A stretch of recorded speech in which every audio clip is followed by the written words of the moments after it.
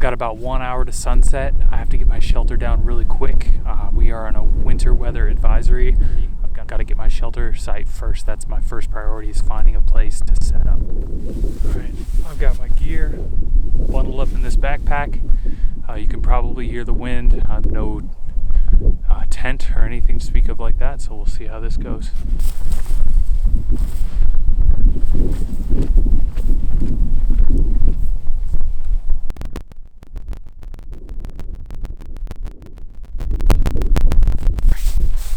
I found a good spot. I'm gonna get the camera gear, take you over there. Again, we're running out of daylight fast, as you can probably see behind me, so we'll get going. You may notice that I've taken off my beanie, or my toque, for my Canadian viewers. And the reason for that is I do not want to start sweating at this time. If I get my clothes wet, oh, it's raining. I don't know if you can see this couple drops coming down, or snowflakes. But the reason I don't want to get wet and sweaty right now is because if my clothes get wet and it drops below freezing and I'm sitting there in wet or sweaty clothes, that's going to be really bad. So one of my primary focuses right now as I'm getting set up is going to be, I don't know if you guys could see the snow coming up from behind me. One of my primary focuses right now is going to be getting that firewood without getting too sweaty. Because if I start sweating through my clothes, I'm gonna have a really, really long night. And here comes the snow already.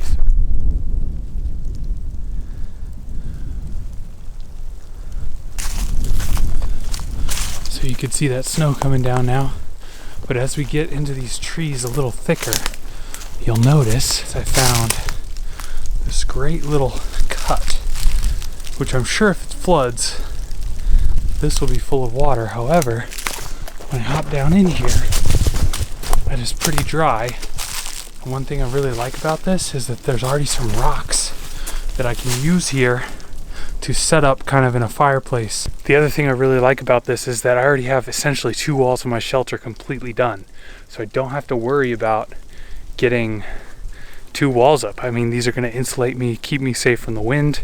And then when I get a cover over here, I'm just hoping that the snow doesn't eddy too much underneath.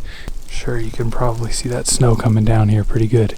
Changed my mind ever so slightly, so actually what I'm going to do now is get kind of a ridge line set up as far as my shelter goes. So I want to tie it while the sun's still out. It is less than an hour until sundown. So I'm going to tie a bowline knot real quick.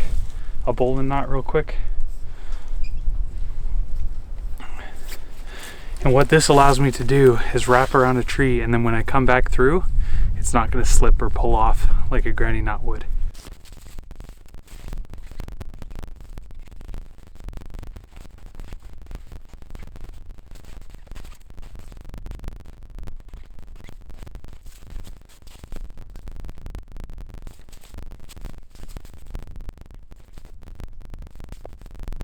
So as light starts to fade here, you can probably see the orangish glow. One thing I am going to do is start looking for some spruce boughs. I don't know if there are any around here. It's not very common in this area, but if I can find some, that'll really help warm my shelter up and insulate from the cold. I found spruce. This is going to do a great job of insulating up that shelter.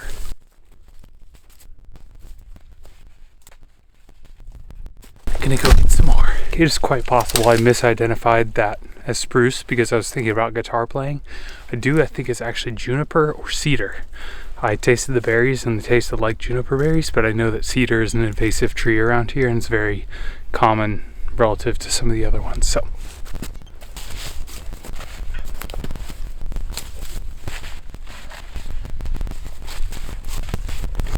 real quick, while it's still light, I wanted to give you a short little tour of my little shelter, which is actually just a poncho.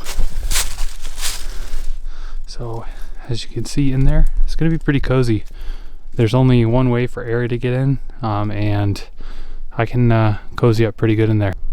One last little alteration I wanted to make was I'm going to take a little snip of paracord and I'm going to pull the top up, so it's going to give me a little more space in there, a little more head space. If I don't like it, I could just take it down, but I want to see what it looks like.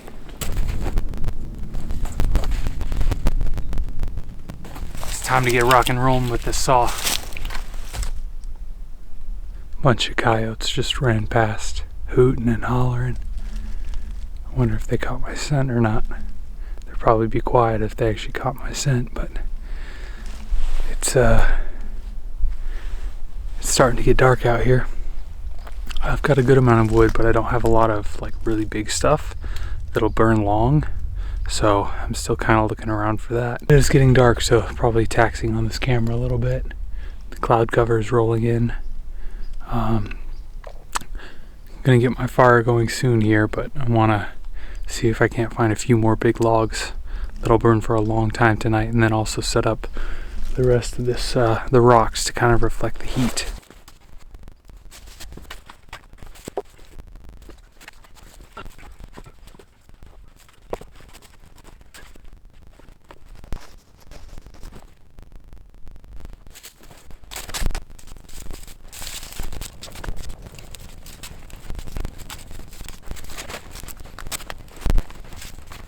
What you do to make a spoon blank is you split this in half and then you whittle the remainder of the wood away. So I'm going to try to make a spoon out of the heartwood here, the really hard heartwood of this Osage orange.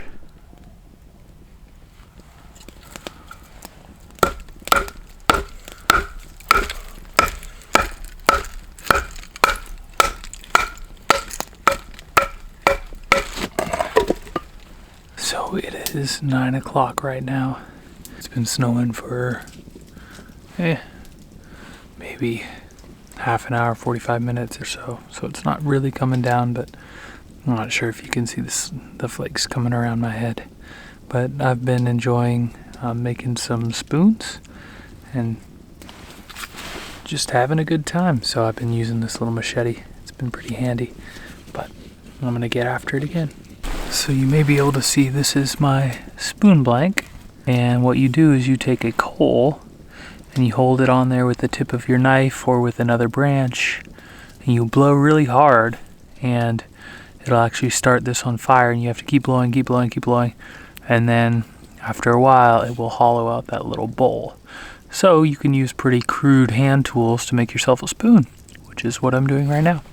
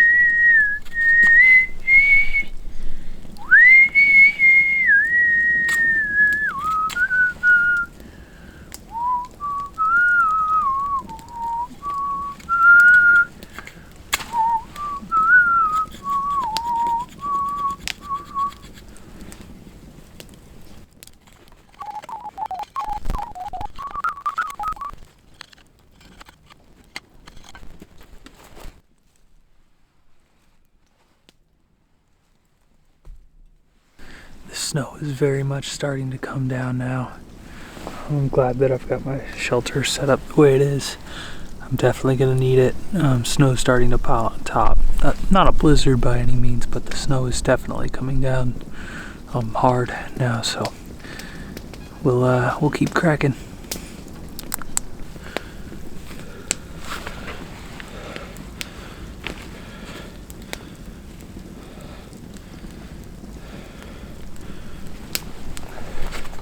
It is 11:06 and I'm off to bed. It's been snowing on and off, but I'm hoping this shelter is warm enough. I'll see y'all in the morning.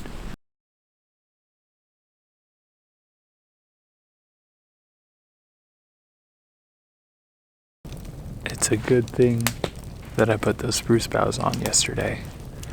Those kept me from the snow piling in. In the forecast, I wasn't even sure if we were going to have snow at all. But, as you may be able to see, there's kind of snow over everything.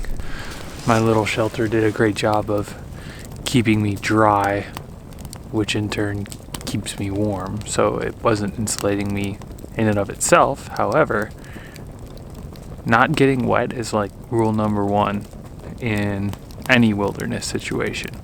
You just don't want to be wet when it's 20 degrees out. What I'm gonna do now is make some coffee. So I've actually never done this before. I've only read about it, but you might hear that cowboys used to use an old sock to make their coffee. So that's what I'm gonna be doing this morning. I'm gonna be putting the coffee into my sock and then boiling up some water.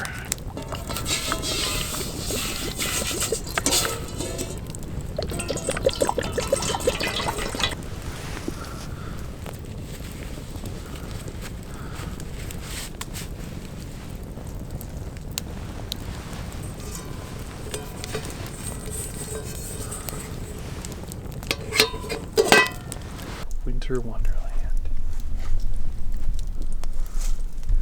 So I think this just goes to show you how good of an idea it was to hang out in this little cut, because yes, snow did get in there and it did start to drift. However, it wasn't really in there a lot because of partially the tree cover and also the wind.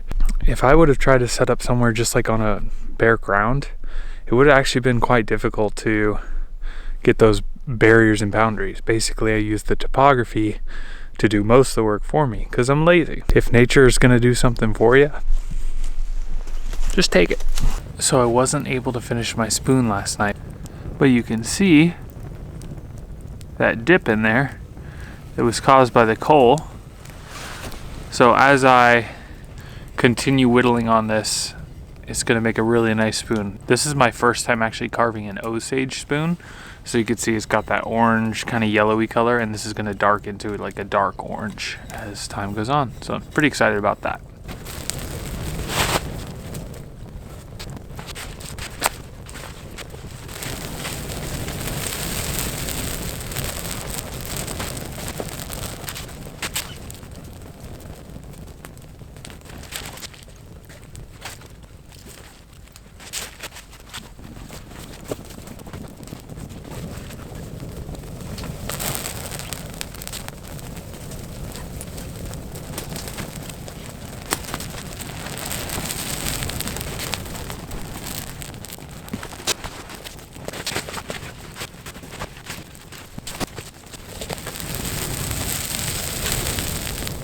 So this morning we ended up at 22 degrees.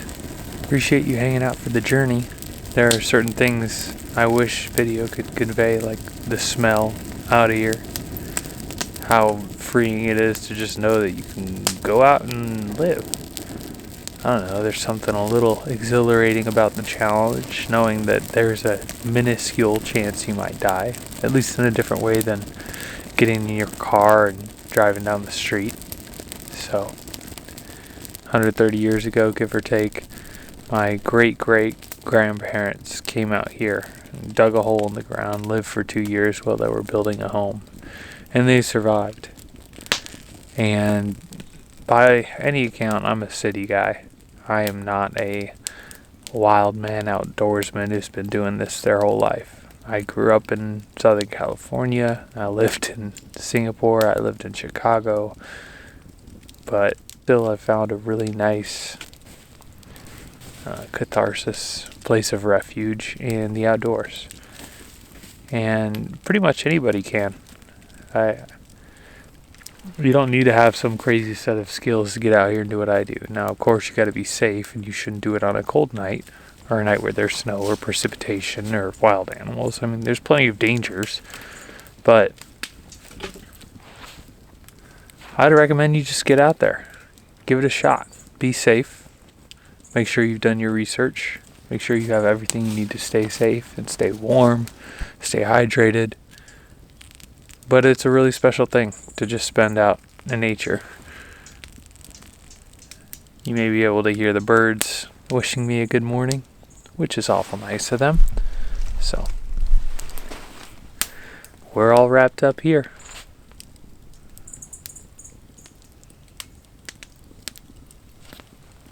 Catch y'all later.